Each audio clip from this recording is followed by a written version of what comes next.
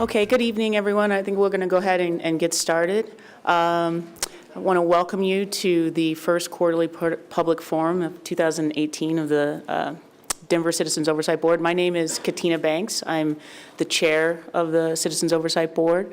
I really want to say, you know, we hold these quarterly public forums, you know, annually, and we really try to get out to the community, and frankly, since I've been on the board the last couple of years, this is definitely the largest public forum that we've had, and I just want to acknowledge you all for being here, for being present and engaged in these very important issues. So first, let me go ahead and introduce the folks who are here on the panel, and give you a little bit of an idea of the agenda. To your left, my right, at the very end is Cisco Guerrero, and then Dr. Mary Davis, Nikki Brazil, we have Molly Gallegos, and Pastor Burlston, and then the independent monitor, Nick Mitchell. I want to acknowledge that there are a few folks in the audience that I think we should recognize. First of all, Councilman Paul Cashman is here. Thank you, Councilman, for being here. We appreciate it. Also, I would be remiss without acknowledging that members of Mr. Marshall's family, they're here as well, and I want to thank you as well. With that being said, let's talk a little bit about the agenda, and then we'll get moving.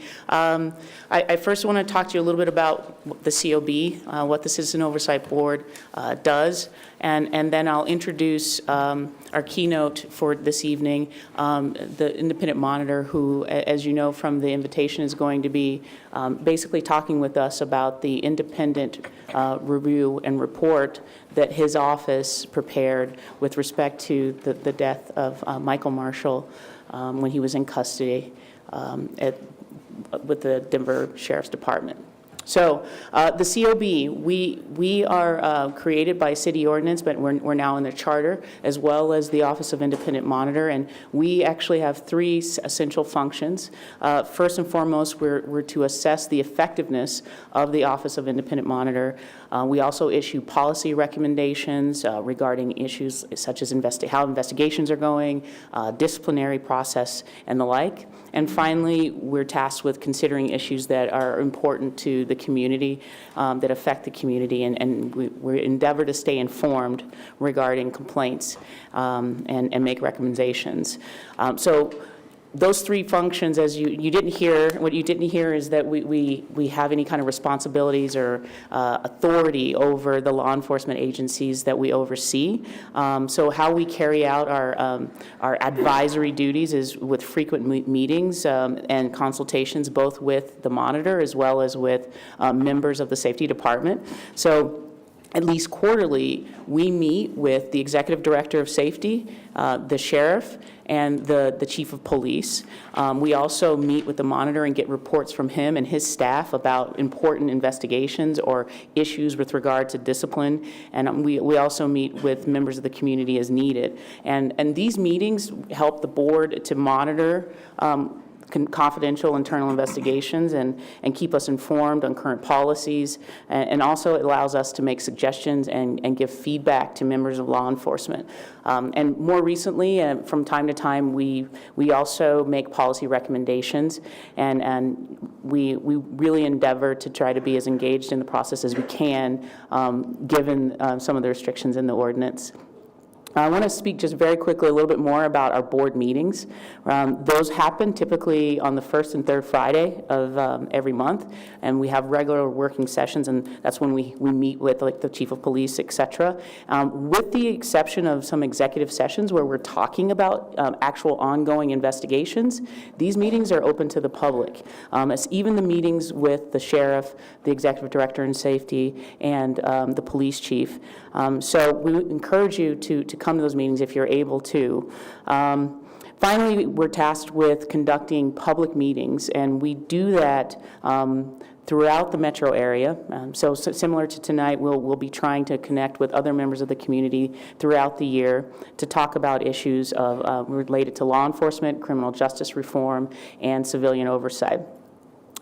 With that said, now you have a little bit of background and you know who we are. I want to move us along to the presentation.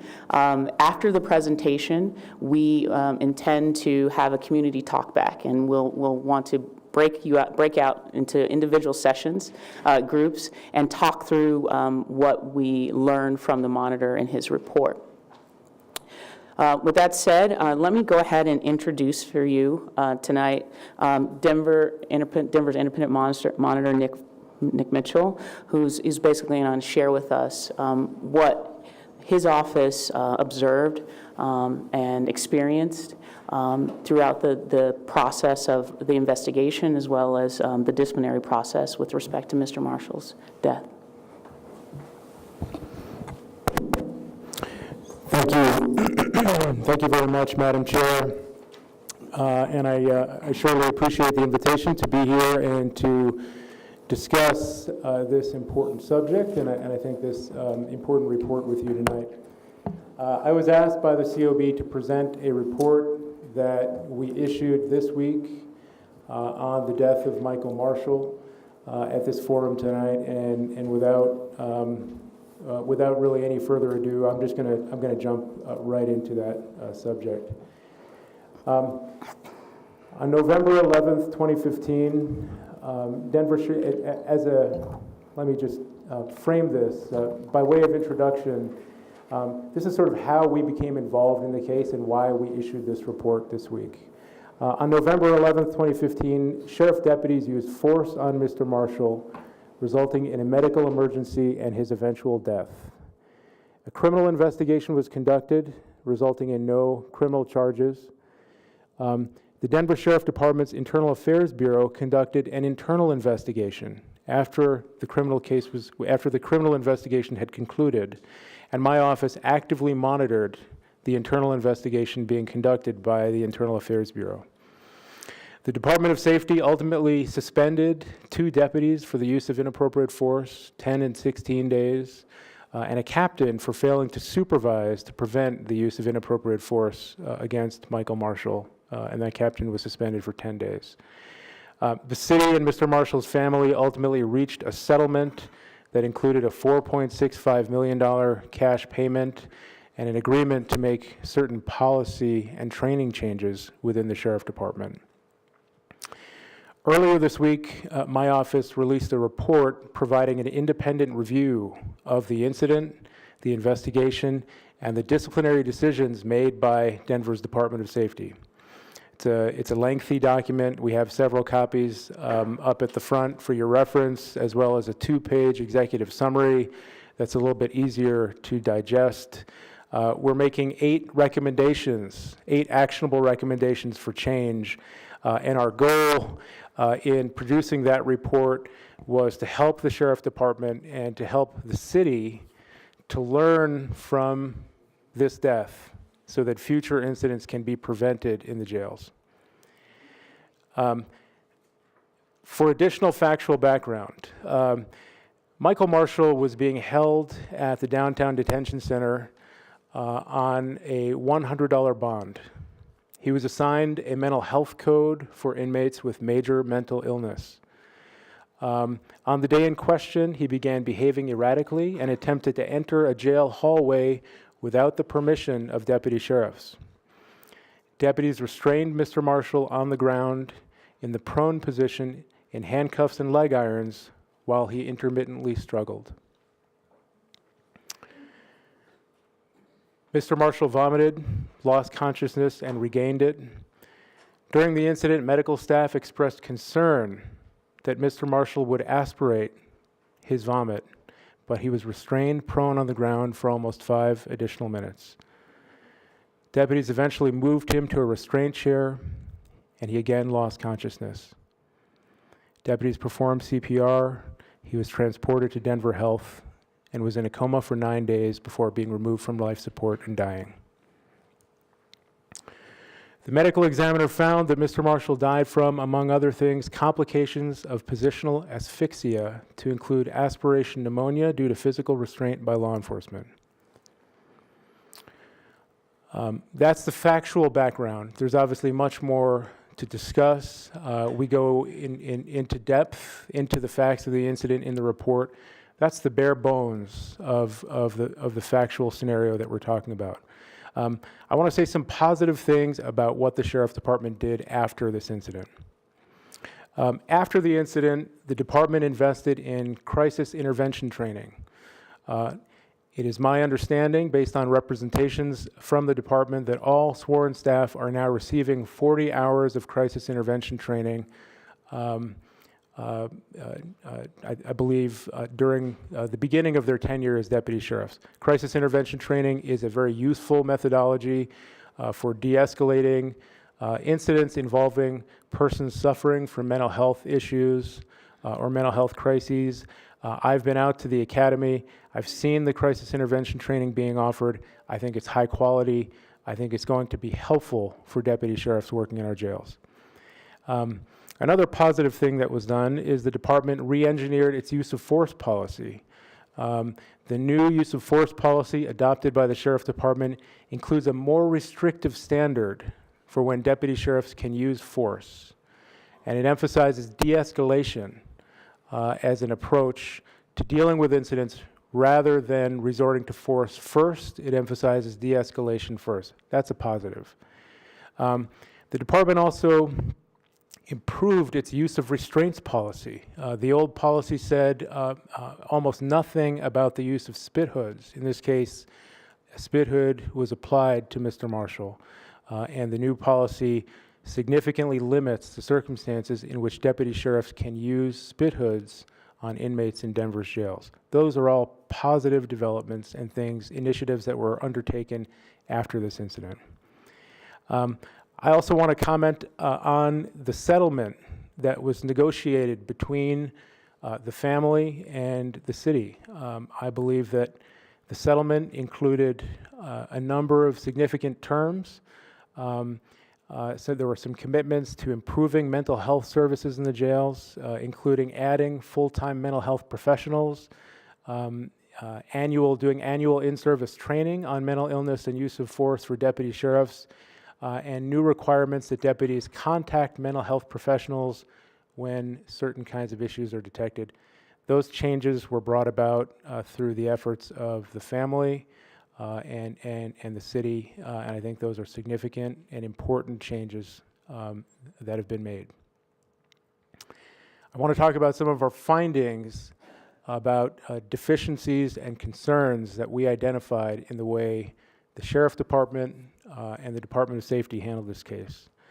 The Internal Affairs Bureau is an internal function. It's an internal unit of the Sheriff's Department, and it's charged with investigating allegations of misconduct against Denver Sheriff's Department deputies. By policy and according to national standards, internal affairs investigations should be thorough, complete, and impartial. They should provide sufficient information that a reviewer need not resort to surmise, prejudice, or assumption. Internal investigations are to be conducted in an objective manner, with no effort made to slant any investigation for either the benefit or detriment of the subject officers. As I mentioned before, my staff actively monitored the Internal Affairs Bureau investigation. We were present for every interview of every witness, every subject deputy. We made recommendations, non-binding recommendations throughout that were intended to ensure that the interviews and the investigation were conducted thoroughly and fairly. As we discussed in the report, approximately 1 month after beginning the investigation, the Internal Affairs Bureau submitted it as completed to my office. At that time, IAB had not interviewed any of the deputies involved in the use of force or the nurses who responded to the medical emergency call. Now, the DPD had interviewed those individuals. I want to make that clear. But the interviews conducted by the Denver Police Department focused on whether there had been criminal conduct. They were a part of the determination of whether anyone should be criminally charged.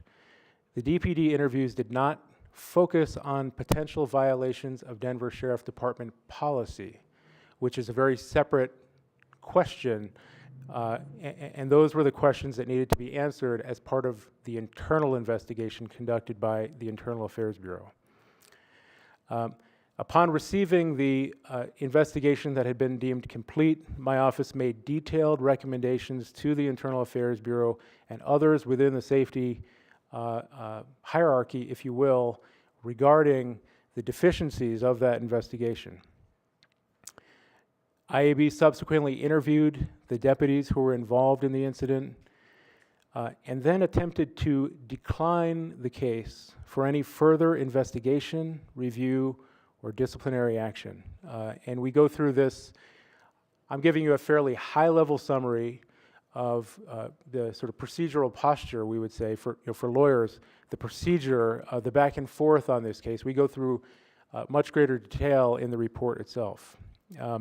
I'll tell you that by policy, IAB can decline cases only if it is clear that no rules or regulations were violated by any personnel, any sworn personnel involved in the incident.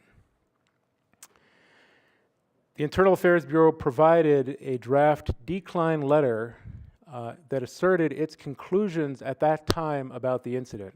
And I'm going to quote from that letter, quote, "The complaint against the Denver Sheriff Department has been investigated thoroughly, and the outcome of this investigation was made after careful consideration of all the evidence, statements, and circumstances surrounding the incident. It concluded that the deputies and supervisors in this incident performed within the policies and procedures set forth by the Denver Sheriff Department.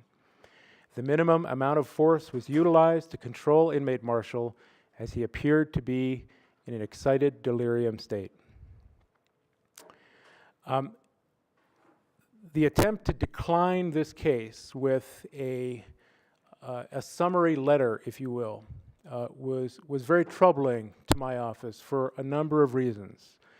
Probably principal among them, that this attempt to decline happened after IAB and others had substantial evidence of potential misconduct in the case that necessitated a review, a disciplinary review, and disciplinary decisions in this particular case. This included the medical examiner's conclusions about the cause of death.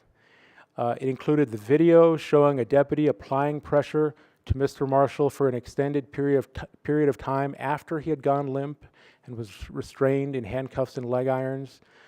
It included a statement by a nurse on scene that she had asked the deputy to remove pressure from Mr. Marshall's body due to her concerns about his breathing, and that the deputy refused to relieve pressure on Mr. Marshall in the ways suggested. Had the decline proposed by Internal Affairs been permitted, there would have been no disciplinary review of this case. Ultimately, we made additional recommendations. The case did go on to be reviewed for discipline, and the disciplinary decisions that I've already described, the suspensions that I've already described were imposed. But we were very troubled by what we saw in the Internal Affairs Bureau's handling of this incident. And so one of the recommendations that we're making in this report, we're recommending that the Sheriff's Department make changes to the culture of its Internal Affairs Bureau to ensure that serious cases are investigated thoroughly and impartially as required by policy. We believe that may include, but not be limited to, placing the management of IAB under civilian control.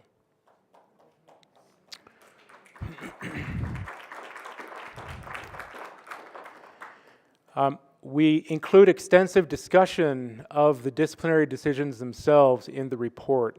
And the first area that we touch upon is the sergeants who were present on the scene for this incident. There were multiple deputy sheriffs involved in the use of force. There was a captain who stood in the hallway, as I've already described, and received a suspension. There were 3 sergeants who were on scene throughout the incident. And they primarily watched from the corridor hallway throughout. As I said, the Department of Safety suspended a captain for his failure to supervise, but not the 3 sergeants who were actually closest to the incident. Sheriff Department policy requires sergeants to, quote, ensure safe and proper use of force. None of the sergeants on scene took action to prevent the use of inappropriate force against Mr. Marshall, or even asked questions to understand why the deputies were continuing to restrain him in the prone position. We believe that it was an error to discipline the deputy sheriffs and not the sergeants who were supervising them and implicitly approving of their conduct by standing in the hallway silently throughout the incident. We focus in the report on one deputy in particular and on the findings and discipline imposed upon him. One of the deputies was found to have applied pressure to various vital, sensitive areas of inmate Marshall's body on and off for approximately 11 minutes after inmate Marshall was heavily restrained in the prone position and had already gone unconscious and vomited. This deputy continued to apply pressure despite inmate Marshall gasping for air and continuing to vomit to the extent that it came out of his nose and pooled by his mouth. And he applied pressure in the above manner despite receiving instructions from medical personnel to release pressure. He was suspended for 16 days. We include some fairly technical discussion of the discipline handbook in the Sheriff Department that controls the discipline process. It provides the rules that govern when deputy sheriffs are to be disciplined, the kinds of rule violations that they should be disciplined for, and the corresponding penalties that are to be imposed for particular kinds of rule violations by deputy sheriffs. And it's a fairly technical discussion, but in brief, the handbook requires the Department of Safety to assign any act of misconduct to one of 6 disciplinary conduct categories, A through F, based on the seriousness of that misconduct. The penalties associated with the categories range from a written reprimand, if something is assigned to a category A, to dismissal at category F. By rule, inappropriate force can only be assigned to 3 categories, D through F. In this case, the department found that the deputy used inappropriate force, then assigned the misconduct to a category D, the lowest available, before imposing a 16-day suspension, which was close to the bottom of the range of potential penalties for an inappropriate force violation. Several factors in this case weighed in favor of assigning a higher disciplinary conduct category. We go through this in fairly extensive detail, but again, in brief, the deputy failed to comply with instructions from medical staff to release pressure from Mr. Marshall. The seriousness of the harm that resulted from the use of inappropriate force, which in this case was, of course, Mr. Marshall's death. The very definitions of categories E and F, the higher categories, they actually discuss misconduct that harmed public safety, while category D discusses misconduct that merely created a serious risk to public safety.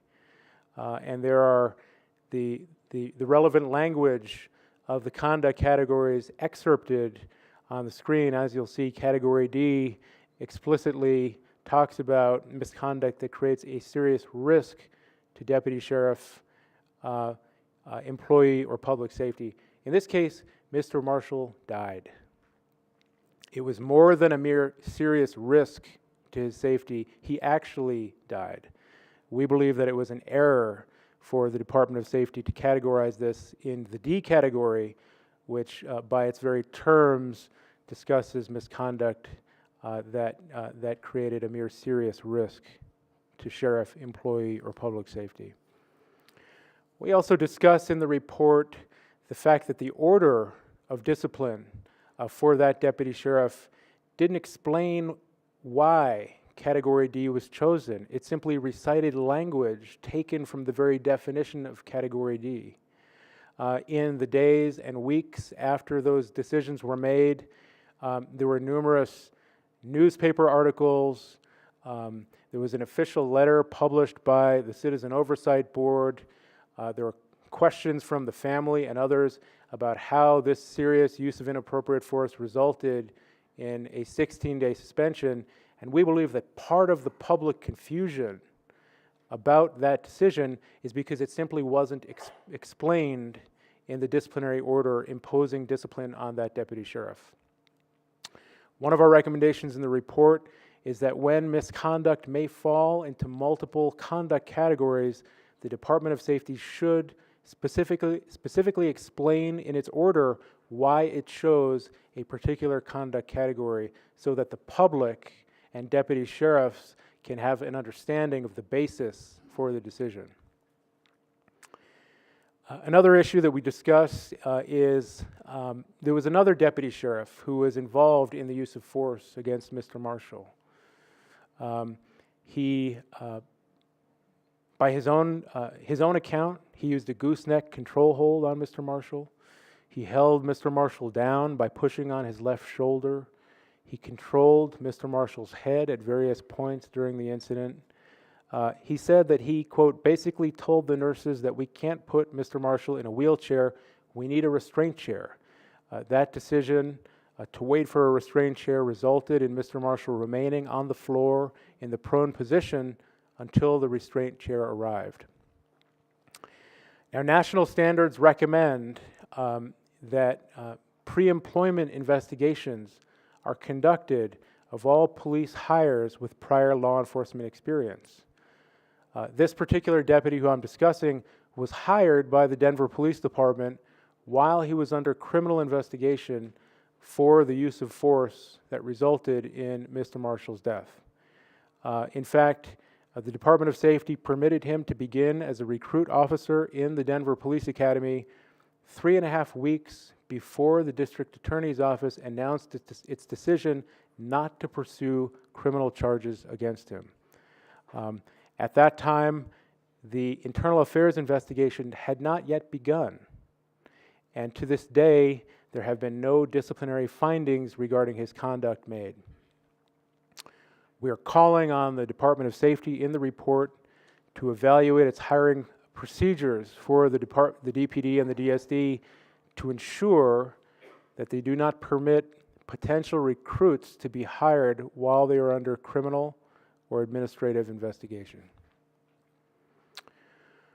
One of the issues that came up in this case was the possibility of excited delirium. The United States Department of Justice defines excited delirium as a physical condition in which a person may exhibit, quote, extreme agitation, bizarre and or violent behavior, imperviousness to pain, exceptional strength and endurance, inappropriate nudity, extreme paranoia, and or incoherent shouting.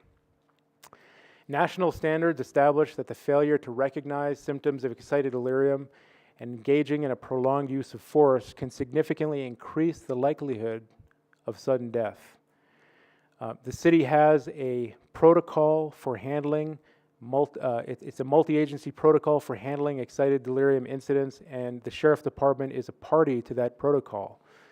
Now, there was no official finding of excited delirium in this case, yet Mr. Marshall demonstrated indications of potential excited delirium during the incident.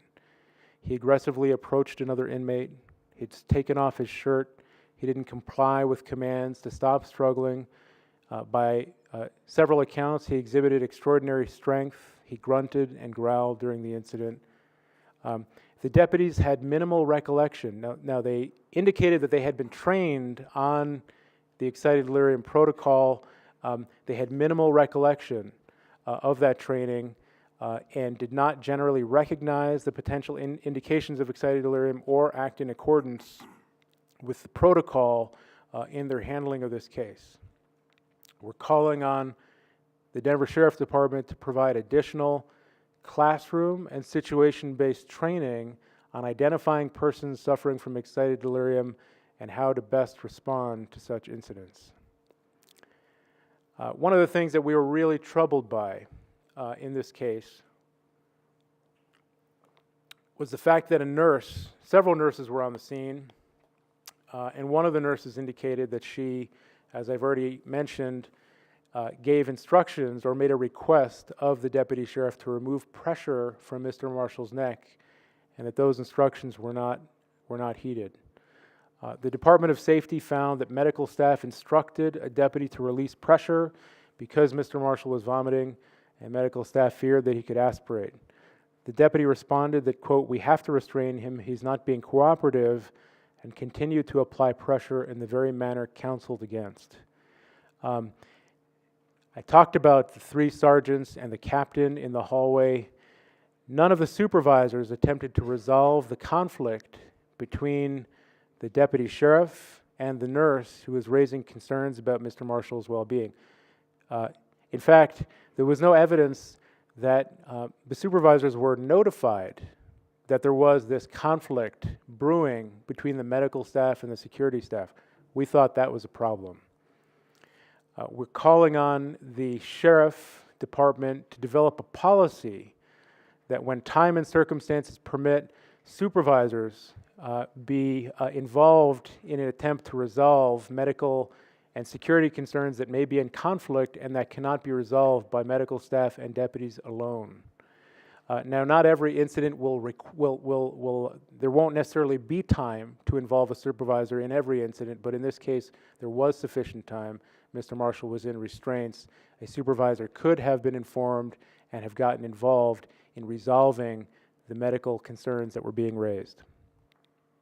We're also calling on the department to train supervisors using this incident as an example, among other incidents, on how to quickly resolve conflicts between medical personnel and security personnel in the jails when time and circumstances permit, in order to prevent this kind of unresolved conflict resulting in tragedy to happen again. We believe that the video in this case there was considerable controversy, I should say, about the video in this case and when it would be released. National standards recommend that law enforcement agencies release relevant evidence as soon as possible after potentially controversial incidents like deaths in custody. They also recommend that agencies publish written policies that provide guidelines for the request and release of such evidence. Mr. Marshall's family sought to review video of the incident shortly after the death. An online news site filed a request for the video and other records, and both requests were initially denied. The news site then filed a lawsuit, and a hunger strike was organized to demand that video. The video was eventually released after the criminal investigation ended. The Department of Safety does not currently have a published policy on how it will approach requests for video and other records after critical incidents like police shootings and deaths in custody. In the report, we call on the Department of Safety to publish written guidelines regarding the release of evidence of critical incidents, including video. The guidelines should balance the need for prompt public transparency with the need for confidentiality during active investigations, among other factors. And they should explain, to the extent possible, the analytical framework that the department will use in evaluating requests for the release of evidence of critical incidents. Finally, our final finding in the report and our final recommendation really is sort of a global concern that we had as we interacted with the department after this incident. After Mr. Marshall's death, it was our perception that some in the department appeared to minimize potential issues with this incident. I've already described some of the evidence of that. Internal Affairs' attempt to decline the matter without a disciplinary review.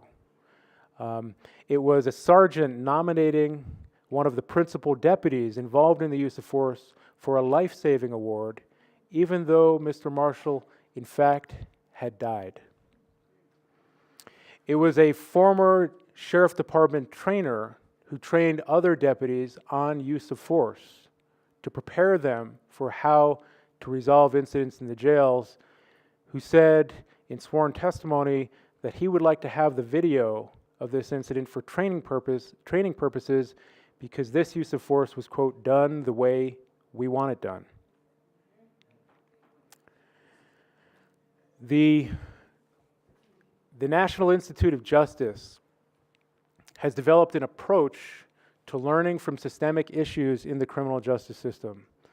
In 2015, outside consultants were brought in to review the operations and internal affairs operations of the Denver Sheriff Department.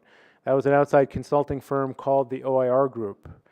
In their report issued to the city in 2015, they recommended that the Sheriff Department create a committee to review all significant force incidents to identify supervision, policy, or training issues that they present. The Sheriff Department has not yet fully implemented this system, although we understand the Chief, Gary Wilson, was recently appointed to implement it. We believe that this incident and the examples that I just provided demonstrates the urgency of the Sheriff Department acting on this 2015 recommendation. In the report, we call on the Sheriff Department to develop a formal protocol for an enhanced culture of analyzing and learning from critical incidents that happen in Denver's jails. This should include, but not be limited to, immediately prioritizing the development and full implementation of the force review protocol that was previously recommended by the OIR Group in 2015. And that concludes my presentation. And thank you very much, Monitor Mitchell. There's no question that Mr. Marshall's death is very, very difficult for this city, very, very difficult for a lot of people, but especially his family.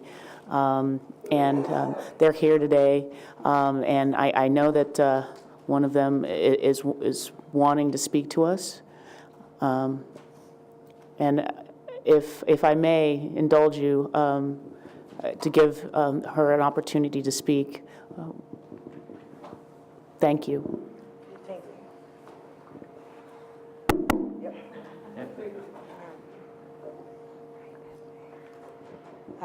Thank you, Nick, for all the recommendations.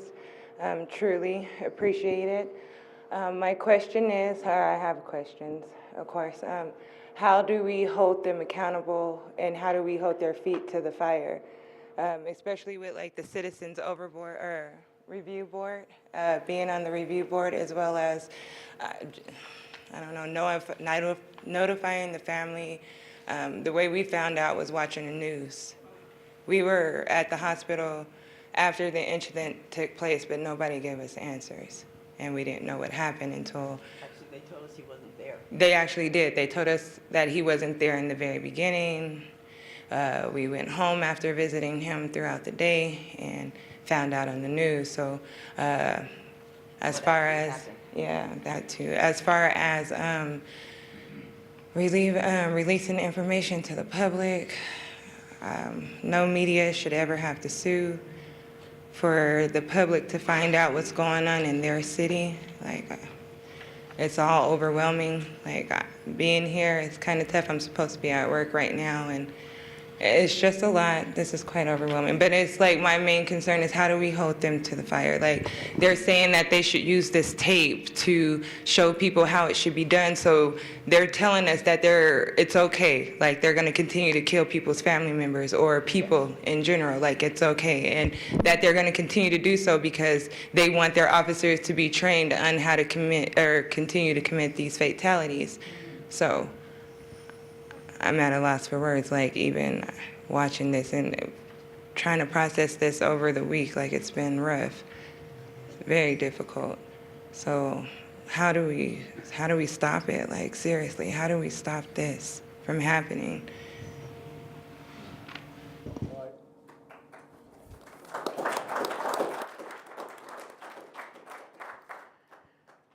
I really appreciate that question and appreciate that that you're here to ask it and be a part of this discussion with how hard this must be for you and other members of your family.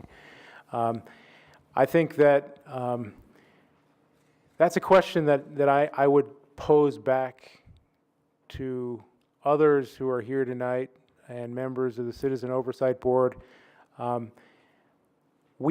have no authority to impose changes on the Safety Department or the Sheriff Department. The limit of my authority is to enhance transparency, to produce recommendations that we believe will help. They may not be the only recommendations, there are thoughts. That is the limit of my authority. As to how to hold people's feet to the fire, I would reflect that question back. I think there are people with maybe greater expertise on that on this board and in this crowd tonight who may be able to provide some more insight into that issue. We did distribute for the purposes of transparency about not only our perspective, but also the Department of Safety's perspective. We did distribute the Department of Safety's formal response to this report. It's on the table outside that you passed when you came in. It was a several-page letter that included the response by the Department of Safety to our recommendations. We also included it as an appendix at the back of the report, and you may evaluate that in thinking through this question about what comes next. We thought it was important for you to understand what the department has indicated, what they've committed to, what they have not committed to in response to this report. I did want to say, for the purposes of clarity, the individual who said that the use of force was done the way we want it done is no longer, my understanding is that he is no longer a trainer in the Sheriff Department, that he was removed from his position as a use of force trainer after those remarks were made public. Yeah. Thank you.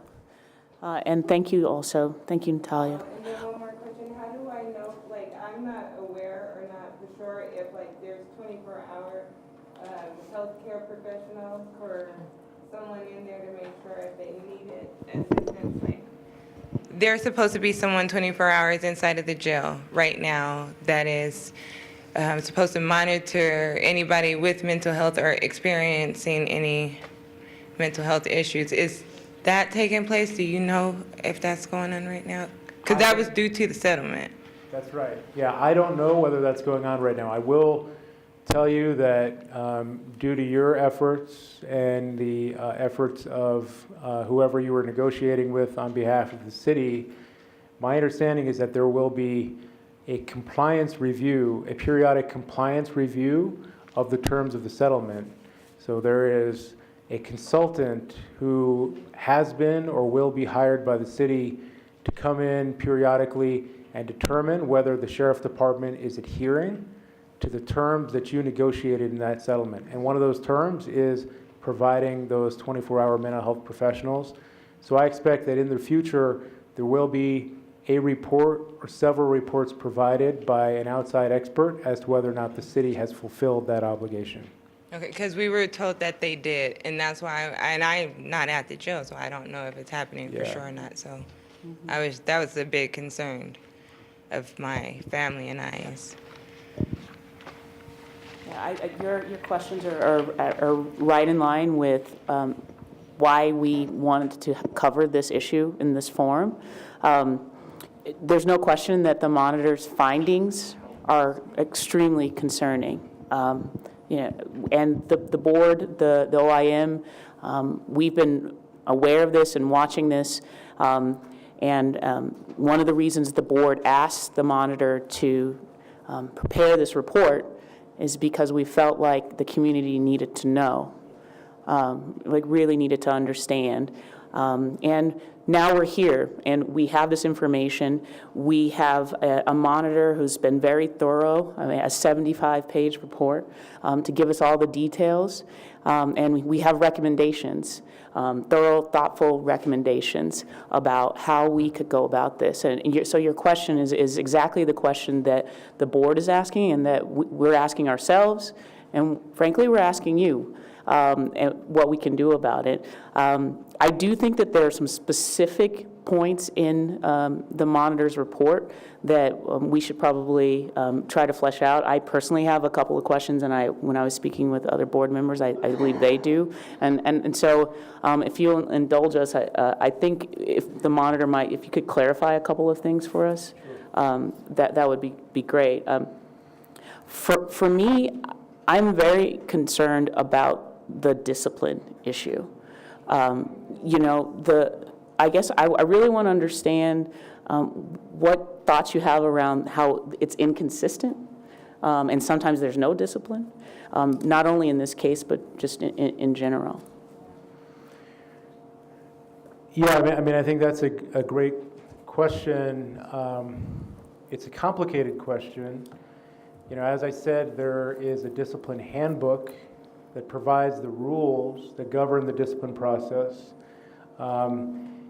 It's potentially subject to multiple interpretations,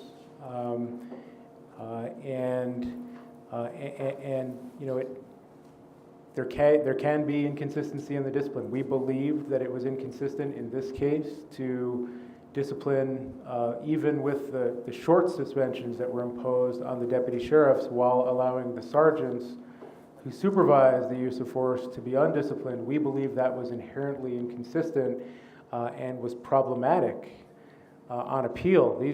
Any suspension that's imposed Right. or any other discipline that's imposed is also appealable to the Denver Career Service Board, and actually the suspensions that were imposed, as short as they may have been, were overturned on appeal. So the current state of affairs is that there was no discipline for any of the personnel who were involved in this incident. Now, there are other layers of review, and it's my understanding that the city has appealed from the overturning of those suspensions. So that is now on appeal to the full Career Service Board. But when we talk about inconsistency, there are a lot of layers to the disciplinary review that we probably would need to talk about. Thank you. Are there any other questions from board member? Pastor? I guess my statement is more to us as citizens and also of the Citizen Oversight Board that there need to be some changes in the charter to actually make the Office of Independent Monitor independent with subpoena power. And I think that's incumbent upon all of us to do what we can to make that happen. And I think as we break out into various groups, we can talk about it more in detail.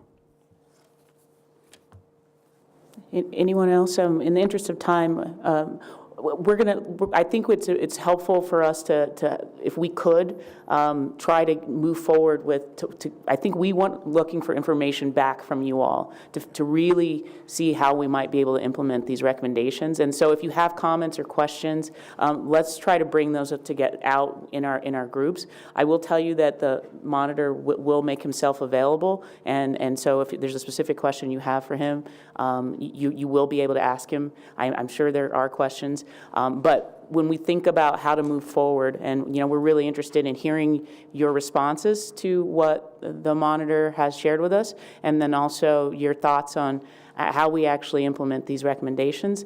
And so I think at this point, I want to first say, I think this concludes our televised portion of this session, but we want all of you who are present here to stay with us and allow us the opportunity to speak with you in small groups and really dig into this information.